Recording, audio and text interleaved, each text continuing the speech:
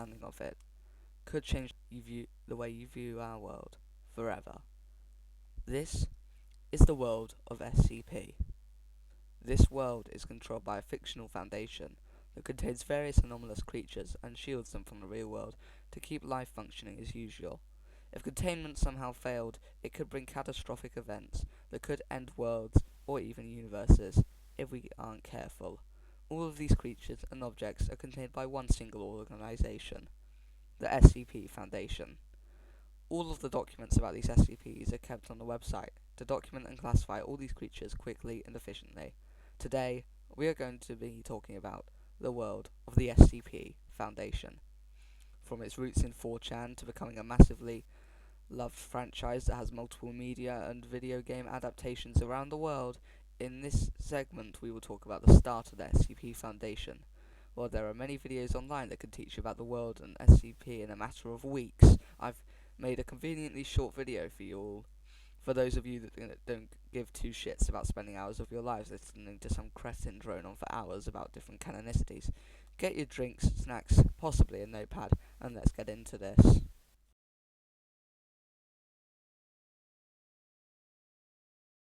The origins of SCP can be traced back to the export of 4chan back in 2007. Now, we have to remember that all the way back in 2007, creepypastas were a kind of new concept, and most of them were absolutely shit. On June 22nd, 2007, a post was made to 4chan. It was a creepypasta named From the Files of Site-19. The post describes a creature known to most of you as SCP-173. Within the post states the special containment procedures used to keep you and everyone else around you safe and sound. It also has a general description of the creature, stating that it's made of concrete and rebar with traces of Krylon brand spray paint. The post also said that SCP-173's only weakness is being looked at and can cover 2 meters in the blink of an eye. Your unfortunate demise will happen if you close your eyes or blink, as the creature will put its stubby little hands around you and break your neck at the base of the spine, or strangle you.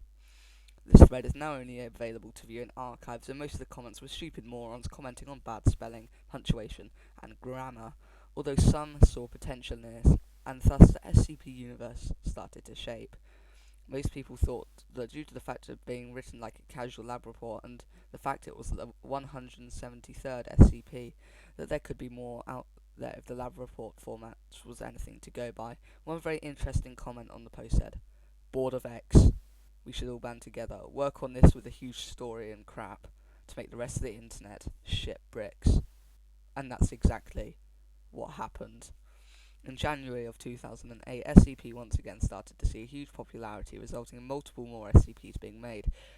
5 of these SCPs were made within the 2 days of January 17th and January 19th, which would become the basis of the SCP Foundation we know today. Sadly, 4chan got a bit pissy about all these new threads about different SCPs, and on 19th of January 2008, someone created what is now known as the SCP Wiki. The wiki was made in a program called Edit This, and swiftly moved all the SCP entries there. Edit This meant that instead of posting multiple threads anonymously, writers could go and write their entries directly to the wiki, because why the hell not? Since all SCPs were being moved to the wiki, multiple of them had to be heavily edited, as the grammar and storytelling was about as good as a 2-year-old's GCSE. This included the original entry for SCP-682 to be edited and revised into being an actually good SCP. Another issue of the wiki was Edit This. The Edit This client was like someone trying to make Breath of the Wild on Scratch. In other words, it was unpolished, buggy, and a massive heap of junk. Over the next few months, the handful of posts on the wiki would increase as more budding writers would enter logs about their strange and mysterious anomalies. The only rules on the wiki was that SCP-001 could not be created, although you could submit proposals on what SCP-001 could be. To this day, there is no entry for 001 until someone could make one entry good enough to be crowned the first. Throughout the first few months of Edit This, many SCPs rose above the rest, such as SCP-529, Josie the Half-Cat, which became the logo of the Foundation for a while. Now you may be thinking, how did SCP go from a few shit posts on Edit This to a massive franchise on what's it's now on called Wiki. The issue with SCP back then is that there was absolutely no quality control. It's like Steam or the Nintendo eShop is now. You can write what the fuck you want, when the fuck you want, and there was absolutely no guidelines like there are now. You wanted to make a creature that could explode toilets and eat children? Well, get your pen and paper because you can. The only real guidelines online was the guide on the website or videos of morons on YouTube. The issue with the guide on the website that it was located all the way at the bottom of the page and was optional. You could write you could write 2 plus 5 in Wingding and still get accepted. Because of this, the early XCP wiki was full of bullshit. That kind of stuff you'd find in the Sun newspaper or in the dark back alleys of YouTube went in a Google Incognito tab. And they kept it.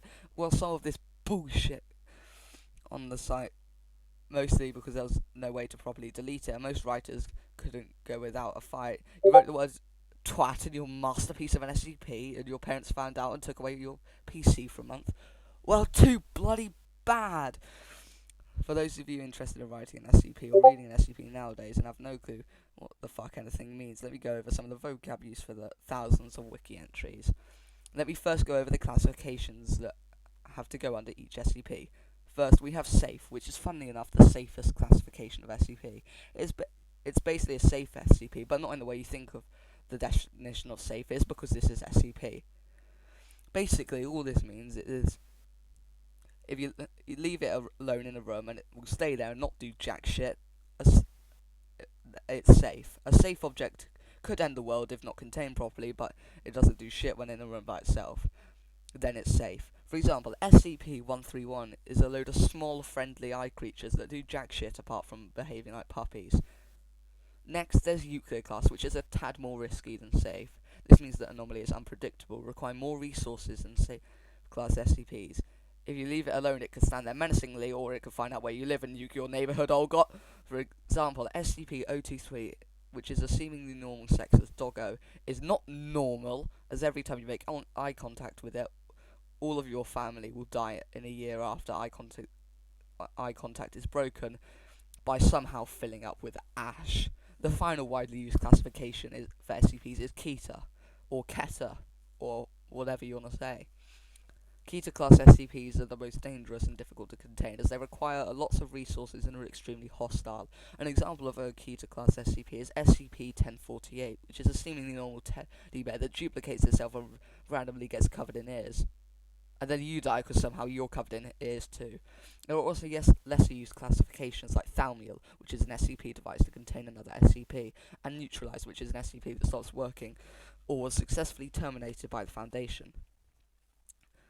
Anyways, I got a bit off topic there, so jumping back into the days of Edit This, the SCP Wiki was taking a more scientific turn to get people more immersed into their universe. For example, back then you could write an SCP which was a chair measuring 5.837328838 centimeters and ate your arse when you sat on it. This all changed when some jackass called Aiden decided that he'd remove all these precise measurements because SCP articles are supposed to be executive summaries and not your college essay. He also said fuck Americans and made everyone use the metric system instead of the imperial units. This was the beginning of the end for Edit This. This was also mostly helped by the owner of Edit This, making people pay or be yeeted to oblivion off the internet. So then some geezer moved the entire site to Wikidot, where it remains to this day. In 2008, the SCP series was officially canonized as the SCP Foundation and moved to the logo that we're all familiar with to this day, and it was created in October of 2009. Over the next few years, more improvements were added to the wiki, leading up to the first 1,000 SCPs being made on October 11th, 2011. These SCPs are now called Series 1, and as of this video coming out, we are on the road to Series 7.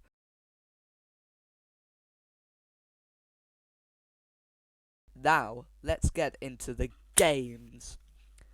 On the 19th of January 2012, a video was uploaded to YouTube called SCP-087. In an 11-minute video, it shows the perspective of a person walking down a set of never-ending stairs, otherwise known as Guess What? SCP-087.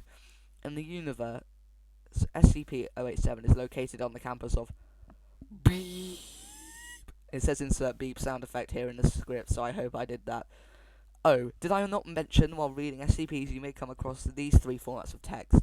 Redacted, data expunged, or a black box that looks like a spoiler warning on Discord. This is basically the stuff that if you read would be giving away too much information, so it's kept secret to non-members of the O5 Council, which is basically the leaders of the entire SCP Foundation. The SCP-087 game was just made for fun, but sparked a lot of interest from the public and can still be downloaded to this day. This inspired another game from a developer known as Regardless to make a game about a similar SCP, but instead of a staircase it was a never-ending corridor.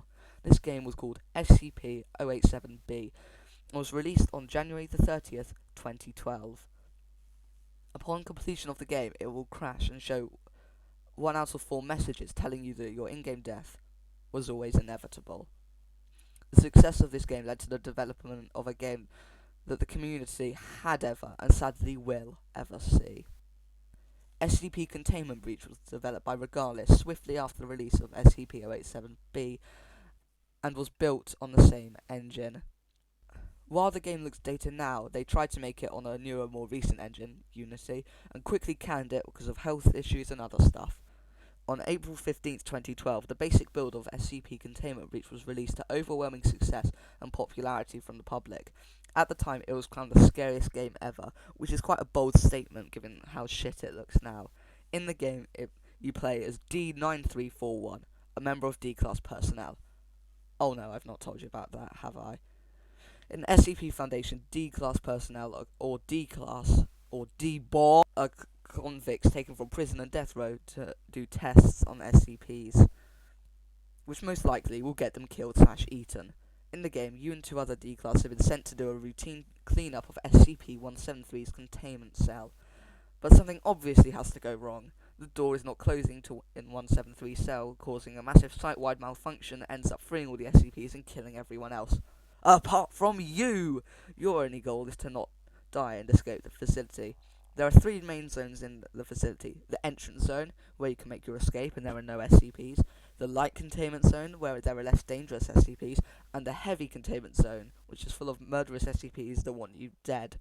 In the game, you can find pamphlets detailing different SCPs so you can know about what's out to get you. Although they do add up in your limited 8-slot inventory.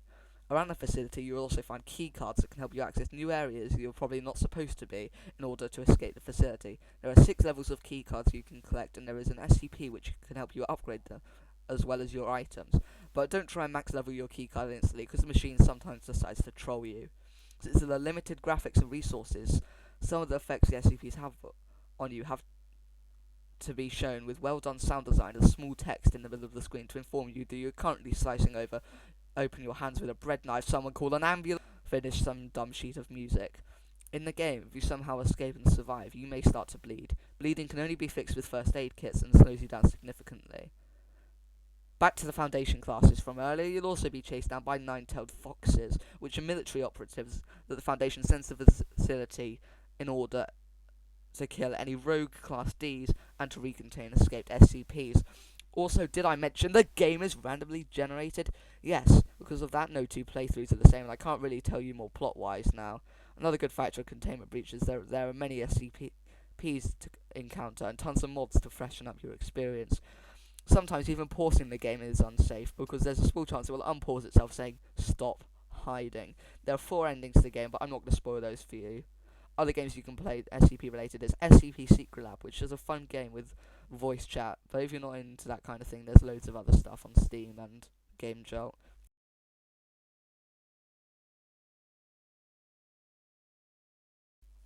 Woo! We are finally almost done with the video, but I thought that I should at least talk about some of the most well-known SCPs. You already know about SCP-173, so I don't need to cover that, as they're the most popular SCP anyways.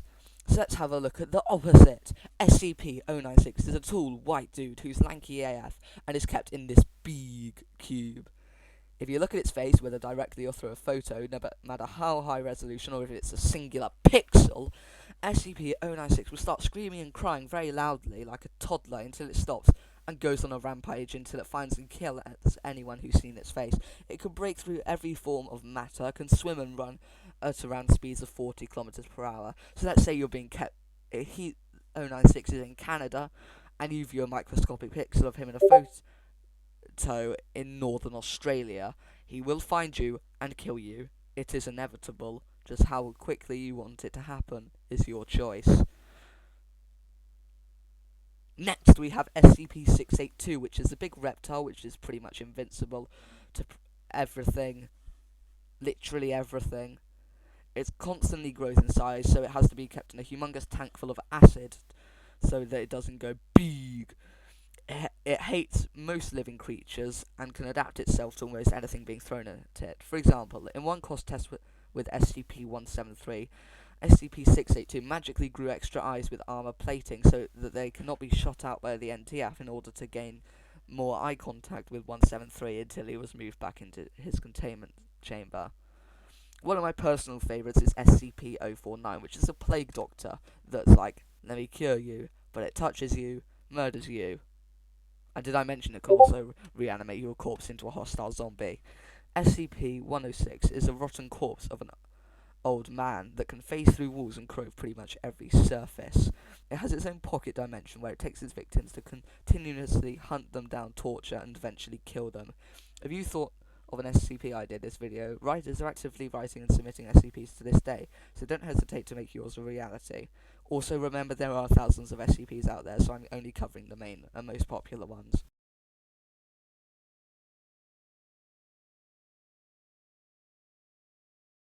Jesus Christ, this has been a long one. We are finally at the end of the video. In the description I'll link the SCP wiki so you can go read SCPs. Another video similar to this one by one of my favourite content creators called Thaf9. And 2 SCP Explained channels if you really want to delve into the series. Like and subscribe as I put so much effort into this, lol, and I need more content like this in the future if you guys like it, so I know you like it. Thanks to Pudsey Dill for most of the footage of this video. He'll be in the end card and description. Thanks for watching. See you in the next one. I've been GlitchedM4st3ry. Oh god. Bye.